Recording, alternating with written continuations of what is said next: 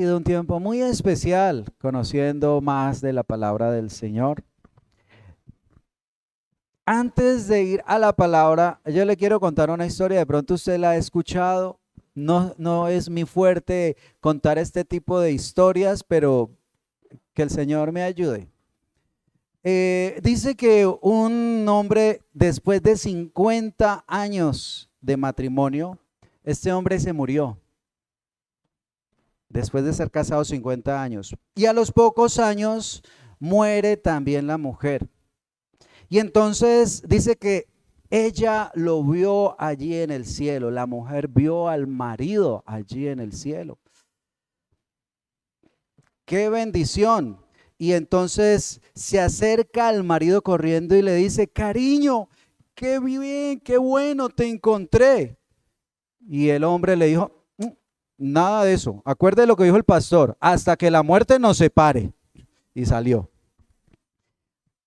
Hasta que la muerte nos separe. ¿Sabe que aquí en la Biblia hay una historia que se cruza con este excelente chiste? Ya sabe, si me quieren contratar, bueno, no es el fuerte, ¿no?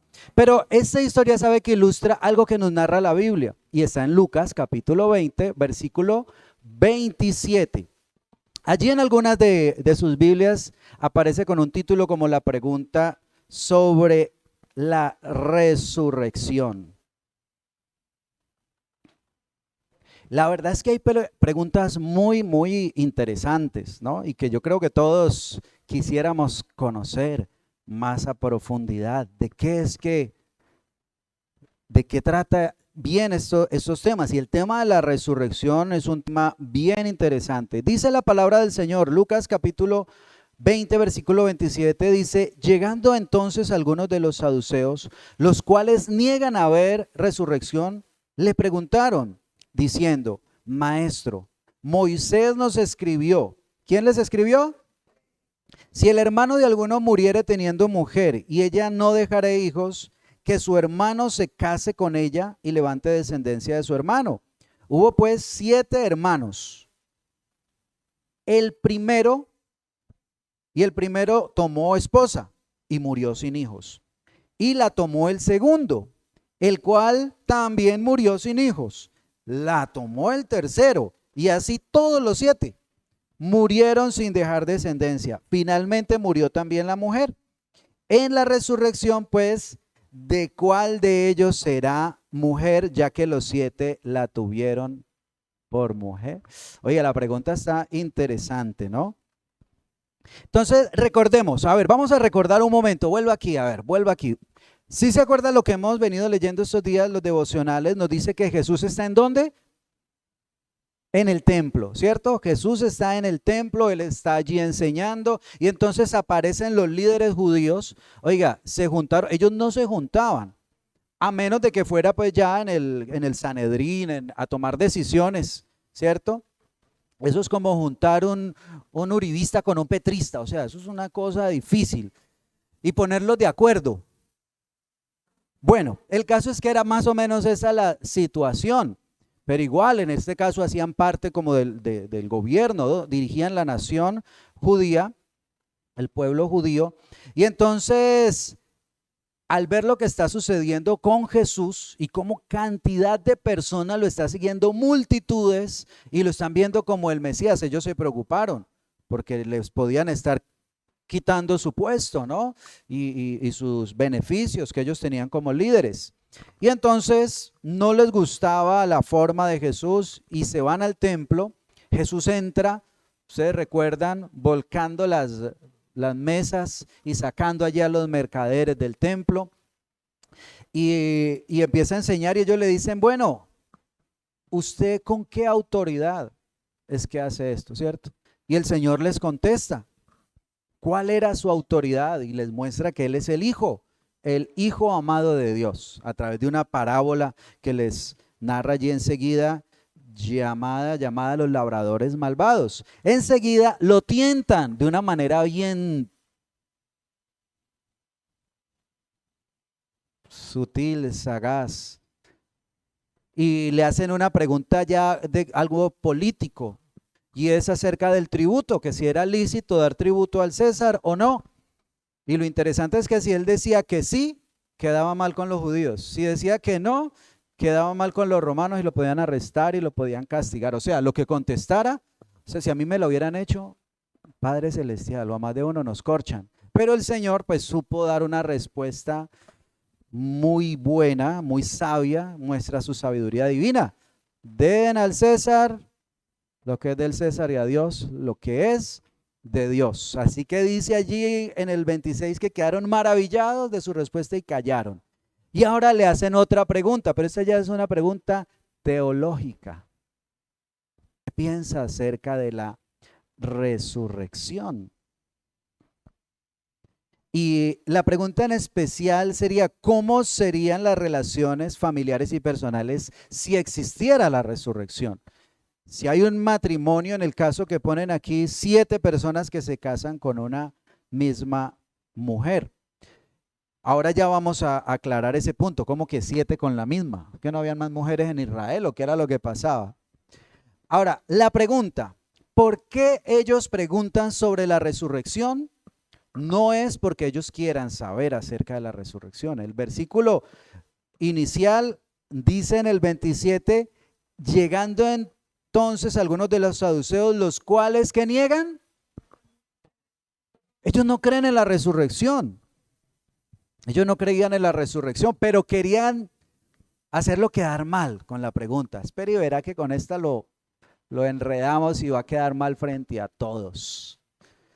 Ellos negaban que hubiera resurrección. Ahora, aclaremos primero, ¿quiénes eran los saduceos? Hablamos de que habían uribistas y petristas. No, allá no había de eso, gracias a Dios. Allá lo que habían era saduceos, fariseos y habían otros 2 o 3 grupos, pero pues no habla mucho en Lucas, entonces no los profundicemos. Solamente saduceos y fariseos. Los fariseos, ¿sí se acuerdan quiénes eran? Los maestros de la ley, ¿cierto? Esos eran los que estaban cerca al pueblo para enseñarle la ley. Y los saduceos era el otro partido político, eran normalmente los sacerdotes. Ellos eran normalmente los sacerdotes, los encargados del templo, o sea, los que estaban más dolidos con lo que estaba haciendo Jesús en el templo que los había hecho quedar mal. Esos eran los saduceos. Ahora, eran la aristocracia, eran la crema innata, como los que estamos aquí. La clase alta. Ahora, que eso no era por plata, no era cuestión de plata, es que ellos eran los descendientes de los sacerdotes, o sea, tenían su apellido, el apellido, ¿cuál sería el apellido de los sacerdotes? Cohen. Cohen significa sacerdote, entonces, ay, usted, no, yo soy fulanito de tal Cohen. Ay, qué chévere, ay, mira, descendiente de Aarón, descendiente de tal cosa, entonces era especial por el apellido que ellos llevaban, no era cuestión de dinero. Saqueo, por ejemplo, podía tener mucho dinero, pero nunca iba a poder pertenecer a este tipo de aristocracia. Pero además de eso, ellos tenían una visión de las cosas, una teología, ¿no? ¿Cuál era sus creencias? Bueno, pues ellos estaban en oposición a los fariseos. Los fariseos tenían una visión muy diferente de la Biblia. Los fariseos creían y creen hasta ahora, los que vienen de esa raíz teológica, en todo el Antiguo Testamento, o sea, desde Génesis hasta Malaquías. ¿Sí? Ellos creían en todo esto. O sea, la base siempre la Torá, los 5 primeros libros de la ley, Génesis, Éxodo, Levítico, Números y Deuteronomio. Ellos creían en estos libros, los fariseos, y además en el resto de los profetas, los salmos. Mientras que los saduceos no, solamente creían en la Torá, en la ley, en los 5 primeros libros de la Biblia. Ellos solamente se ceñían a esos 5 primeros libros. Además, no creían en milagros, no creían en ángeles y no creían en vida después de la muerte, no creían en la resurrección. Ahora, en cuanto a la resurrección, ¿nos metemos en este tema de la resurrección? Bueno, obvio sí. La resurrección, hay varias pensamientos, ¿no? Varios puntos de vista sobre la resurrección. Por ejemplo, esta en la que tenían los saduceos se parece mucho a la que hoy en día llamamos los humanistas. ¿Qué es el humanista? El que cree solamente en lo que ve. Lo que hay, lo que existe es lo que yo puedo ver. Yo no creo en espíritu, yo no creo en nada de eso. Eso dice el humanista. Y entonces, ¿qué piensa él de la resurrección? Pues que no existe, que no hay vida después de la muerte y que el alma o la mente para ellos no existe separada del cuerpo. Se murió el cuerpo, se murió el alma, se quedó ahí. Esa es la existencia del ser humano para el humanista y que es un punto de vista muy parecido al de los saduceos. Ahora, otro punto de vista muy conocido, que después de la muerte hay un lugar que se llama el purgatorio. ¿Ustedes han escuchado eso? ¿Lo han visto en la Biblia? No, no aparece en la Biblia, pero hay mucha gente que cree en la Biblia y que también cree en el purgatorio. Y creen que hay que purgar el alma, porque hay que pagar por los errores cometidos en esta vida. Pero eso tiene un problema, porque negaría la suficiencia de la sangre de Cristo para limpiar el pecado. Y nosotros creemos que la obra de Jesús en la cruz es poderosa y es la que nos da la salvación. Y que por la fe en Cristo es que somos salvos. Amén. No por lo que nosotros hagamos, es por la fe, por lo que Él hizo. Nosotros lo que vamos a hacer es poner nuestra fe en Jesús, creer en su obra, entregarle nuestra vida completamente y allí está. No hay necesidad de pasar por más sufrimiento, sino que a veces la justicia humana dice, no, es que usted falló, debe pagar, pero la justicia de Dios es muy diferente. Amén. Hay otro pensamiento también muy conocido llamado el dormir del alma. Ustedes han escuchado que en la Biblia dice, y durmió fulanito, refiriéndose a que murió, ¿sí?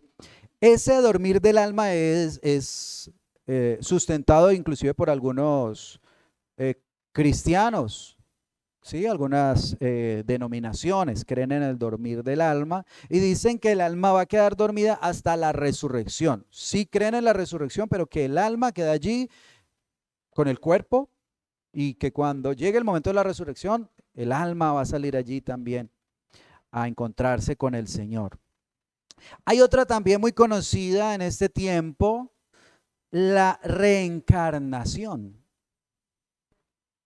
¿Se ha escuchado de la reencarnación? Eso está muy popular ahorita porque las corrientes orientales, los budistas, hinduistas, están muy populares, la nueva era, y hablan de que uno vive, muere y vuelve a vivir, vuelve a nacer y vuelve en un ciclo de varias vidas, muchísimas vidas, para irse perfeccionando, que su conciencia alcance un grado de perfección, ¿sí? Entonces creen en esto de la reencarnación. Hay diferentes formas de ver esto de la reencarnación. La pregunta que le quiero hacer es, ¿usted qué piensa de la resurrección? No, de la reencarnación, no, Dios nos libre, de la resurrección. ¿Qué cree usted? Bueno, los fariseos creían que cuando apareciera el Mesías, los muertos judíos iban a resucitar, iban a vivir para siempre en el reino de Dios en la tierra. Tiene sustento bíblico, ¿no? En el Antiguo Testamento. Hay mucha gente que en este tiempo pide que lo entierren, perdóneme si me confundo, si me equivoco, pero creo que es en el Monte de los Olivos. Y lo tienen allí como un gran cementerio porque la gente dice que el que lo entierran allí cuando llegue Jesús, él va a pisar, el Mesías va a pisar el Monte de los Olivos y entonces los que estén allí van a resucitar. Lo único que hay que tener es plata para que lo entierren allá y tiene asegurada su resurrección. Suena interesante. Esa parte no es bíblica, ¿no? Aclaro. Es un pensamiento que tienen algunos judíos en este tiempo. Y lo curioso es que estos hombres saduceos, cuando llegan a Jesús para tentarlo, dice, maestro, Moisés. ¿Quién? Moisés nos escribió. O sea, ellos quieren usar las escrituras de Moisés, la Torá, la ley, los 5 primeros libros, para demostrar que no hay resurrección. Quieren usar la ley para decir no hay resurrección. Entonces citan un texto que está allí en Deuteronomio 25:5. Allí se explica esto que usted pronto dirá, eso sí será bíblico, eso está raro, ¿cómo así que una mujer con 7 o... Sí, hay una que dice 5 maridos has tenido, el que tienes ahora no es tu marido, pero eso es otro caso muy diferente que no tiene que ver nada con este. Este es legal, este sí es avalado por la ley de Moisés. Dice el 25:5, cuando hermanos habitaren juntos, si muriere alguno de ellos y no tuviere hijo, la mujer del muerto no se casará fuera con hombre extraño. Su cuñado se llegará a ella y la tomará por mujer y hará con ella parentesco. Ahora, lo de los 7, pues es un caso muy improbable. Ellos lo extrajeron de una historia, pero pues la verdad es que eso es muy difícil de que suceda, ¿no? Que 7, Padre Celestial. Y todos sin hijos. Sí, o sea, colocaron un ejemplo como para, bueno. Entonces, ellos utilizan un caso de la ley para refutar la resurrección, utilizando la autoridad de los escritos de Moisés, que nos hablan de este tema que es el levirato. Ahora, el levirato es esto que veíamos, que la mujer tiene su marido, el marido muere, no le dio hijos, entonces ella pasa a casarse con su cuñado. Tenía un propósito, ¿sí? Era cuidar, sí, tiene que ver con la herencia, pero tiene que ver en especial con el cuidado de la mujer, que la mujer no quedara desamparada, porque una mujer después de que ya no era virgen, ya era un poco más complicado conseguir marido, ya los hombres no las querían mucho. Entonces buscaban que esta mujer quedara protegida. Además, como ella no tuvo hijo, entonces pues ¿quién le iba a cuidar más adelante? Entonces buscaban era eso, la protección de la mujer. Una cultura y una visión muy diferente a lo que vivimos hoy. Por eso muchos de pronto dicen, no, pero venga, ¿cómo así? No. Uy, con mi cuñado, guácales. Bueno, en fin, son cosas culturales muy diferentes que se vivían en ese momento y con un propósito en especial, cuidar a la mujer. Pero de todas maneras, es válida la pregunta que hacen los saduceos. Un hombre y una mujer se casan, muere el hombre, ella queda viuda y vuelve y se casa, está legal, está bien, pero resulta que murieron ya, murió nuevamente el esposo, ella murió, llegaron y se encontraron allí entonces en la nueva vida, y ella va a llegar y se va a encontrar con que tiene 2 esposos, el que enviudó primero y el que se murió después. Entonces, ¿cuál de ellos sería el esposo? ¿Sí o no? Interesante la pregunta. ¿Cómo solucionamos eso? Toca llamar a San Pedro, a Abraham, para que nos solucionen esa situación. ¿O qué habría que hacer allí? A Moisés, que fue el de la ley. Pero mire lo que hace Jesús. Dice el versículo 34, entonces respondiendo Jesús les dijo, los hijos de este siglo, o sea, en esta tierra, en esta vida, se casan y se dan en casamiento. ¿Estamos de acuerdo ahí? Claro, no hay problema. En esta vida las personas se casan, pero dice el 35, más los que fueren tenidos por dignos de alcanzar, 35, más los que fueren tenidos por dignos de alcanzar aquel siglo, o sea, la nueva vida, y la resurrección de entre los muertos, ni se casan ni se dan en casamiento, porque no pueden ya más morir, pues son iguales a los ángeles y son hijos de Dios al ser hijos de la resurrección. Pero en cuanto a que los muertos han de resucitar, aún, ¿quién? Moisés. ¿Ellos a quién estaban usando para decir que no había resurrección? ¿Y Jesús a quién les va a usar para decir que sí hay resurrección? Vamos a ver. Él va a decirles lo que dijo Moisés acerca de este tema. Entonces, bueno, primero vemos las relaciones en esta vida. En esta vida necesitamos el propósito, recuerde, humano, el propósito en esta tierra es la familia, ¿sí? Por eso vemos tanta confusión en este mundo, porque la gente no sabe a qué vino a esta tierra, creen que vino a criar perros y gatos, a conseguir plata, a ser famoso o a salir por Facebook, por YouTube o por otras que también se han vuelto famosas en estos días, las muchachas saliendo en cámaras y bueno, porque creen que esa es la vida. Pero la palabra del Señor nos muestra que el propósito del ser humano es conseguir familia, tener familia, ¿sí? Por eso antes no había tanto problema. La gente tenía claro. La gente ahorita llega a una edad y no sabe para dónde pegar. ¿Y yo qué voy a hacer de mi vida? Consiga familia, prepare su corazón, su alma, esté preparado, madure, trabaje, sea independiente y ahorita sí, forme una familia. Amén. Y eso le da sentido a su vida, usted entiende para qué vino a esta tierra, usted sabe que tiene que levantar unos hijos en el temor de Dios, enseñarles, guiarlos. Y cuando llegue a su edad adulta, usted se va a sentir satisfecho con lo que usted hizo con su familia. O si no lo hizo bien, pues también tendrá su carga por lo que no hizo bien. Pero la familia, en este siglo, en esta vida, las personas se casan, se dan en casamiento. Pero aquí dice otra cosa. El Señor también nos muestra cómo serán las relaciones en la resurrección.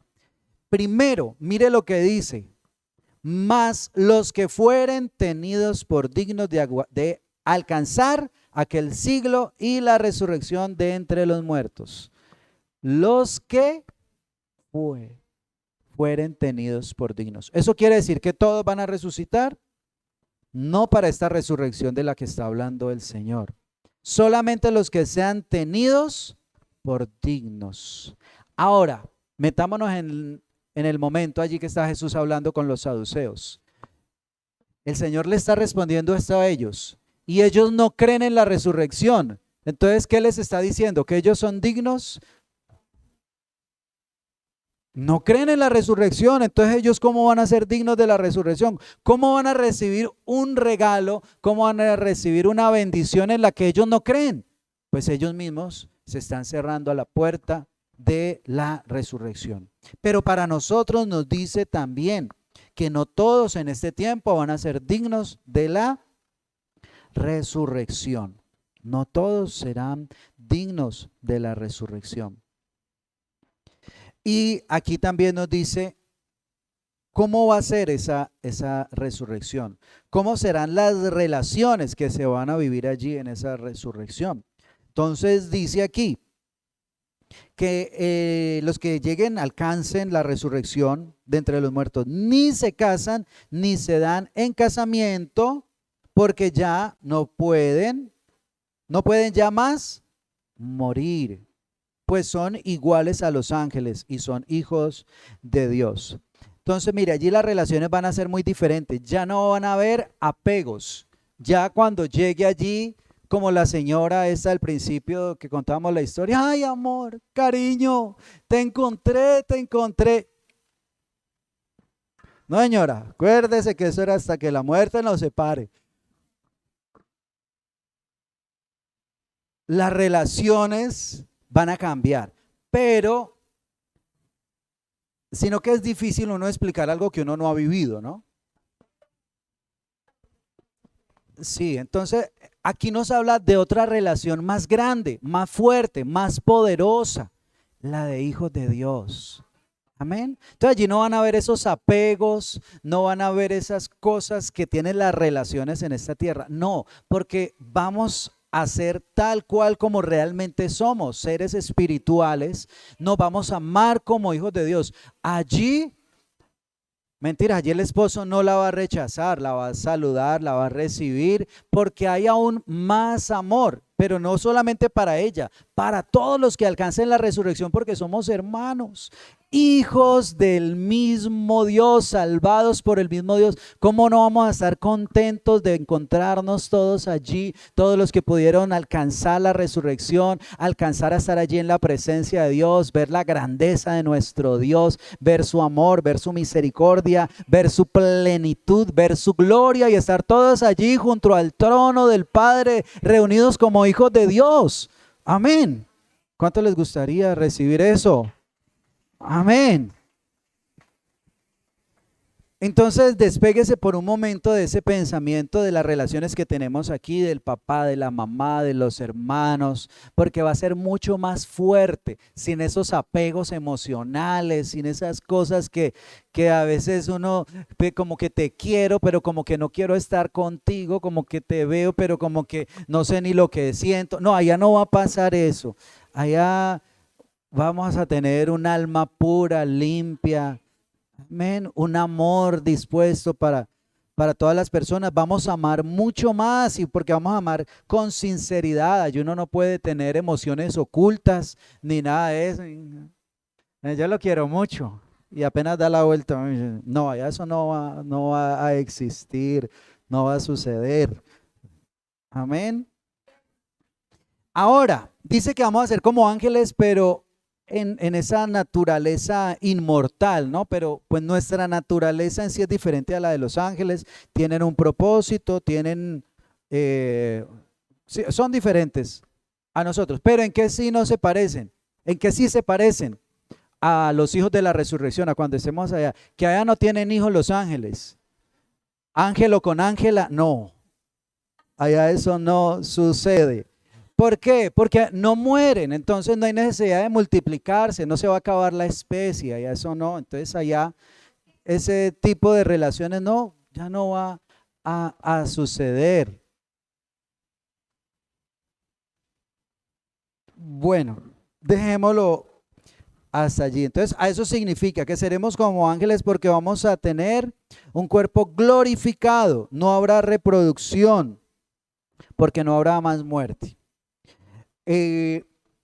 Acerca del estado que se vive allí, la Biblia nos describe más cosas. Ahí mismo en Lucas, si usted quiere mirar Lucas 16, 19, que contaba la historia de el rico y Lázaro, nos muestra muy bien lo que va a suceder en la nueva vida o después de esta vida, ¿cierto? Dice que había un rico, que estaba Lázaro, que murieron, el uno fue llevado al Seol, al lugar de tormento, mientras que Lázaro fue llevado al seno de Abraham, o sea, al paraíso. Y dice el 23, y en el Hades, el rico, alzó sus ojos en tormentos y vio de lejos ¿a quién? A Abraham y a Lázaro en su seno. Entonces él dando voces dijo, Padre Abraham. Mire, ¿el rico conoció a Abraham en vida? No. Abraham había muerto cientos de años antes, más de 1000 años antes, pero cuando lo vio, lo reconoció. Y cuando vio a Lázaro, lo reconoció. O sea, ya nos vamos a reconocer. ¿Sí? Allá vamos a saber quién es quién. Ah, mira, es de Joaquín, ve que llegó. Uy, como llegó de pintoso aquí al cielo, ve. Qué chévere. Con sus vestiduras blancas. Allá nos vamos a ver y nos vamos a reconocer y vamos a tener memoria de muchas de las cosas que se vieron aquí. Una conciencia muy diferente, ¿sí? Y como nuestra relación será diferente, o sea, va a cambiar muchas cosas, pero sí va a haber conciencia de quiénes somos, vamos a recordar e inclusive vamos a reconocer personas que nunca vimos, pero las vamos a ver y vamos a saber quiénes eran. Como aquí el caso, él reconoció a Abraham. Inclusive, él aquí menciona a sus hermanos. Dice el 27, entonces le dijo a Abraham, el rico le dijo a Abraham, te ruego pues, padre, que envíes a la casa de mi padre, porque tengo 5 hermanos, para que también les testifique, a fin de que no vengan ellos también a este lugar de tormento. Entonces él también recordaba que tuvo una familia, quién era su padre, quiénes eran sus hermanos, ¿sí? Entonces él se acuerda plenamente de su vida que vivió en la tierra, sus errores y por qué está pagando allí en ese lugar. Él lo va a recordar. Él allí no va a poder decir, venga, pero es que yo cuando estaba en vida, yo no. Él se va a dar cuenta allí de sus errores, va a ser consciente de sus pecados y va a ser consciente de en qué lugar merece estar de acuerdo a la justicia divina. Él allí no reprochó el lugar en donde estaba, solamente se quejó por su tormento. Asimismo, cuando estemos en el paraíso, pues vamos a tener el gozo de estar allí, amén, y saber de la misericordia de Dios que fue la que nos llevó hasta ese lugar.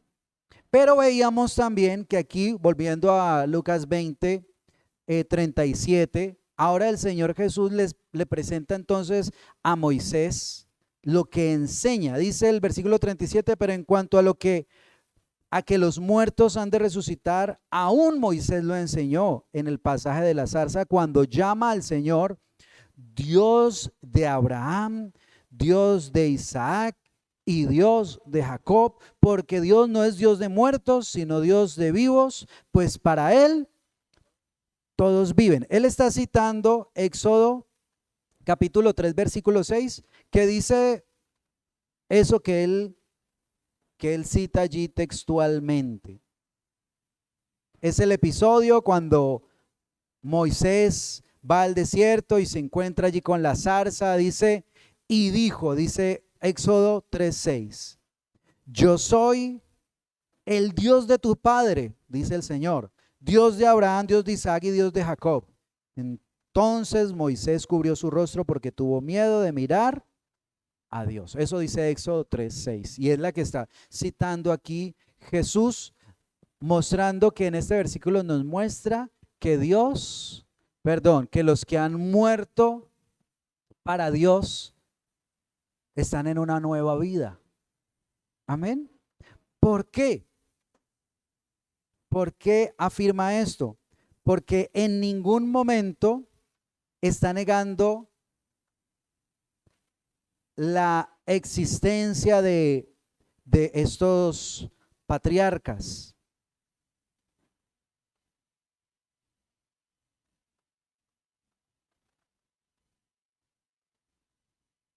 Se me embolató aquí el texto. Quiero que mire un momento Lucas 13:28. Lucas 13:28.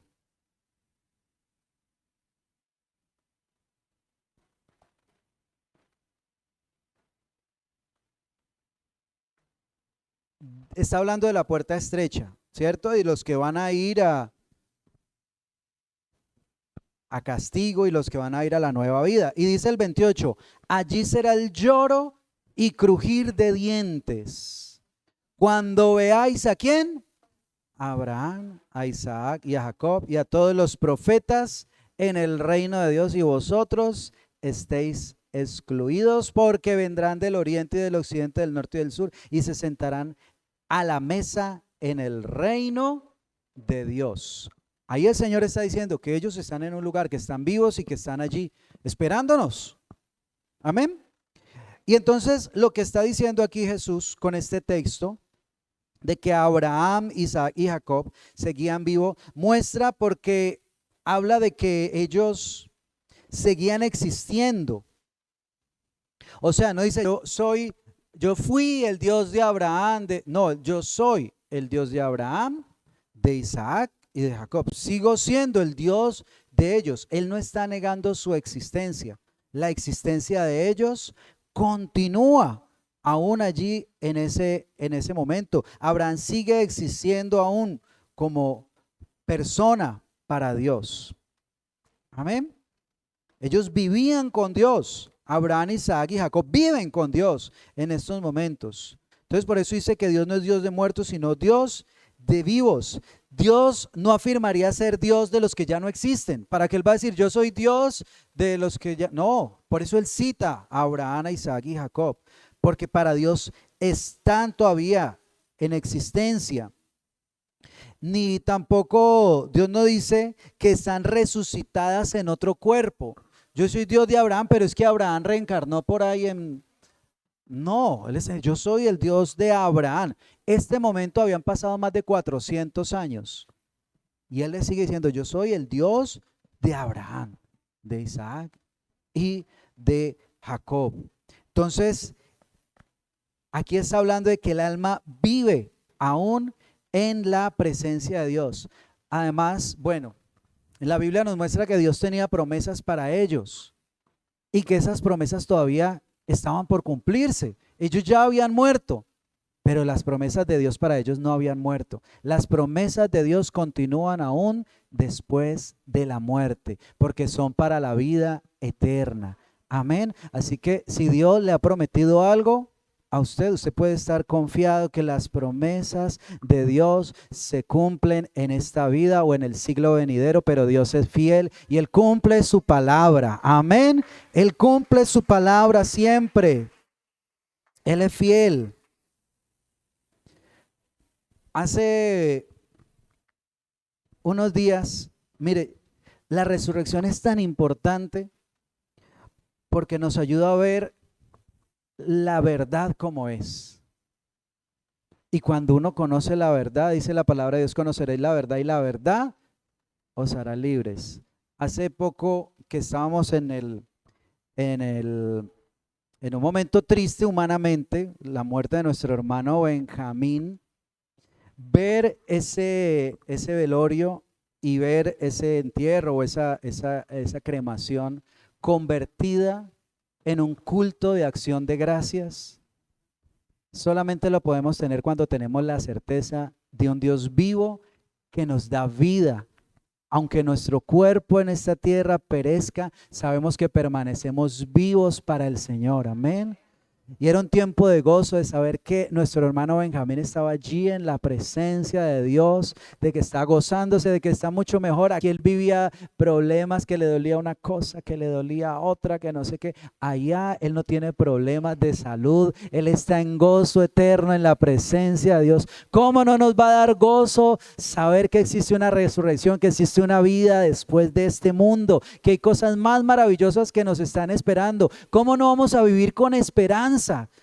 Es que el que no cree en la resurrección tiene cualquier problema y piensa que el mundo se le acabó y que ya no hay nada más. Nosotros sabemos que hay cosas muchísimo más grandes que las que vivimos en esta tierra, que lo que tiene Dios para nosotros es mucho más grande que lo que nos puede ofrecer esta tierra. Amén, que las promesas de nuestro Dios son grandes y maravillosas.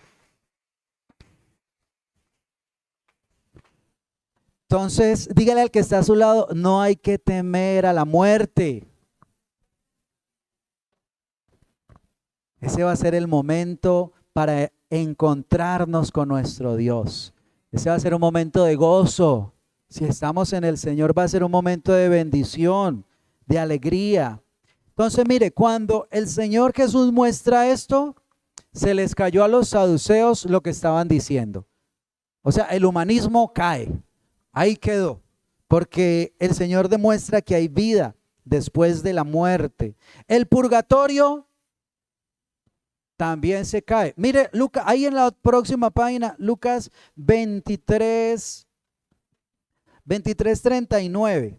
Mire lo que dice en ese momento. Usted conoce muy bien la historia. Dice, uno de los malhechores que estaban colgados le injuriaba diciendo, si tú eres el Cristo, sálvate a ti mismo y a nosotros. Estaban allí en la cruz. Respondiendo el otro le reprendió diciendo, ni aún temes a Dios estando en la misma condenación. Nosotros a la verdad justamente padecemos porque hemos recibido lo que merecieron nuestros hechos. O sea que ¿cuáles eran los hechos de ellos? Malos. Pero sigue diciendo, mas este ningún mal ha hecho. Y dijo a Jesús, acuérdate de mí cuando vengas en tu reino. Entonces Jesús le dijo, de cierto te digo que después de que pases el purgatorio vas a ir al paraíso. No, él no le dijo eso. Pero él tenía pecados que purgar. ¿Sí o no? Ahí dice que él tenía pecados. Pero ¿qué le dijo? De cierto te digo, hoy mismo estarás conmigo en el paraíso. Oiga, ¿cómo no va a morir contento ese hombre con esperanza? Decir, es que estoy al lado del Salvador y apenas parta de esta tierra me voy a ir con él a su presencia. Amén. El otro, ¿cómo quedó el otro? ¿Ah? ¿Cómo no va a marcar diferencia saber que tenemos un Señor que venció la muerte y que nos va a dar a nosotros la vida eterna? ¿Cómo no nos va a llenar de esperanza y de gozo tener esa certeza? También, como vimos aquí, el dormir del alma. No, vemos que las personas están conscientes, el alma no está dormida, está en la presencia de Dios. Allí vamos a estar recibiendo ese gozo, esa consolación. Decía ahora en la palabra cuando leíamos en Lucas 16. Entonces entendemos que cuando se menciona que duermen es que el cuerpo queda como dormido. Usted lo mira al que murió y ¿cómo parece? Como dormido. Y usted mira un mordido, no, un dormido y, y uno no diferencia, ¿cierto? Uno hace hasta se asusta. Y este está respirando, no está respirando, venga, me le acerco. Despertar, no, está vivo, menos mal, pero un dormido y un muerto no hay mucha diferencia. Allí entonces eso se refiere al dormir del alma. Y la reencarnación también se cae, porque vemos que, o sea, si fuera esto de que los que llevan varias vidas tienen una conciencia mucho más despierta, más perfecta, son más buenos, este mundo no estaría patas arriba como está. ¿A dónde están pues esos que han resucitado tantas veces que con toda esa experiencia vengan y acomoden esto? No, vemos que cada vez el mundo está peor. Entonces, ese es un motivo. Y otra es porque vemos que cuando parten de esta tierra van con el Señor, su alma va con el Señor, allí va a estar con Él. Ya no necesita más ser perfeccionado. La obra de perfección la hizo el Señor Jesucristo con la cruz. Ahí hizo su obra de perfección y nos envió con el poder de la resurrección, nos envió su Espíritu Santo para que en esta vida seamos perfeccionados. En esta vida, la Biblia dice, está establecido para el hombre que muera una sola vez. O sea, yo creo que más claro no canta el gallo, dicen, ¿cierto? Está establecido para el hombre que muera una sola vez y después de esto, el juicio, pasa a ser juzgado. Eso es lo que dice la palabra. Entonces la reencarnación no tiene validez según la Biblia. Venga, pero es que dice que fulanito que es Elías, ¿cómo así? Elías murió, entonces Juan el Bautista es Elías. No, él no está hablando de que sea propiamente Elías. Tiene la unción de Elías. ¿Se acuerda lo que pasó con Elías y Eliseo? Se fue Elías, fue llevado por el Señor en un torbellino de fuego, lo mandó a recoger en unos carros, unos caballos de fuego, y la unción reposó sobre Eliseo. Ahí quedó el nuevo Elías, era Eliseo. Y ahora que hablaba después de Juan el Bautista, que era Elías, pues tenía esa misma misión y unción profética que tenía Eliseo. Es así de sencillo. No está hablando de una reencarnación. Entonces, mire, con cada trampa que le tendían a Jesús, solo le daban la oportunidad de manifestar su sabiduría divina. Él aquí en el pasaje que estamos estudiando, en Lucas 39, bueno, en el 38 dice, porque Dios no es Dios de muertos, sino de vivos, pues para Él todos viven. Respondiéndole a alguno de los escribas, o sea, de los otros, del otro partido, dijeron, maestro, bien has dicho. Uy, estás con nosotros. Ahí sí le cayó bien a los escribas, ¿no? Porque cayó a los del bando contrario. Bien has dicho. Y dice, y no osaron en preguntarle nada más. Es que cada vez que le preguntaban a Jesús, los hacía quedar en vergüenza y le daba más la razón de que Él es el Mesías, el Salvador, el Rey prometido, en el que podemos confiar, el que nos da vida aún después de la muerte. Entonces, allí vemos que Jesús enseña cómo serán las relaciones en la resurrección y lo demuestra usando la ley. Y nos recuerda que Dios no es Dios de muertos, Él es Dios de vivos. Amén. Él es Dios de vivos. Para Dios todos viven en Él. Las relaciones familiares en la resurrección no serán necesarias, pero nuestra relación como hijos de Dios será más profunda. Entonces, recuerde, su vida no termina con lo que usted vive aquí en esta tierra. Hay vida después de esta vida. Amén. Hay vida después de esta vida y va a poder encontrarse con su familia, con sus conocidos, pero recuerde que su relación será diferente, será más fuerte, será más hermosa, será más pura, será más poderosa. Amén. Allí, si usted extraña y usted dice, ay, me lo quiero encontrar, no se preocupe, va a llegar ese momento de encontrarnos con esos familiares que queremos ver. Así que recuerde, el Señor le dice hoy, no le tema a la muerte. Nuestro Dios no es Dios de muertos, Él es Dios de vivos. Para Él vivimos por la eternidad con Él en su presencia. Amén. ¿Qué tal si le da un aplauso al Señor y oramos al Señor? Gracias, precioso Dios, por tu palabra. Allí póngase de pie, vamos a darle gracias al Señor por esa esperanza que tenemos de resurrección, de vida eterna en su presencia. Gracias, Dios. Gracias, Señor. Gracias, gracias, gracias. Porque cuando somos sus hijos, somos hijos de resurrección, Señor. Cuando somos sus hijos, tenemos vida eterna. Esa vida eterna viene a nosotros, Señor. Ya está morando a través del Espíritu Santo. En nosotros mora una nueva vida, Señor.